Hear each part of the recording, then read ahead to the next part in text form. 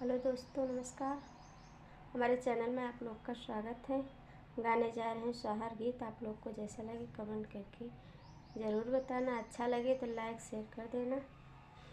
बसवा कटावई चले है राजा दशरथ, गड़ी गाय अंगुरिया माँ कटरे अंगूरी के पीरा माराई राजा दशरथ, दियो के कही कबूलाई अंगूरी के पीरा माराई राजा दशरथ, दियो के कही कबूलाई।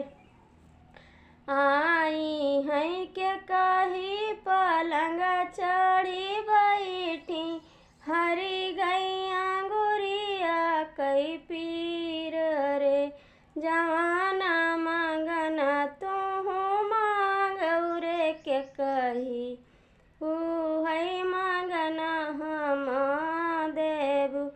राम कराज भरत बैठा बाबू, रामा लिखौ बनवासर, ई है मांगना हम मांगे राजा दशरथ, तोरे बूते दैयौ न जाय, जवाना मांगना तू मांग्यू रे के कही, लिहू है कर जवानी कारी रे, जवानी रमने मोरे आखी के पुतरिया, उनका लिख्यूं बनवास, जवाना रमना मोरे आखी के पुतरिया, उनका